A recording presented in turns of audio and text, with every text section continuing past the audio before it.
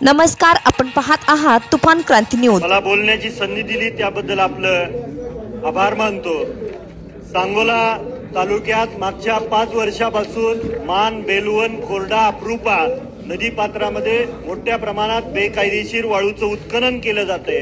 त्यामुळे पर्यावरणाची व भूजल पातळीची मोठ्या प्रमाणात हानी होते। त्याकडे प्रशासकीय अधिकाऱ्यांचं दुर्लक्ष आहे आणि दुर्लक्ष असल्या कारणाने शासनाचा कोट्यावधीचा महसूल बुडत आहे। त्याचबरोबर वाळू उत्खनन व इतर बेकायदेशीर व्यवसाय चालू असल्या कारणाने त्या सांगोला मतदारसंघामध्ये गुन्हेगारीचं प्रमाण वाढत आहे।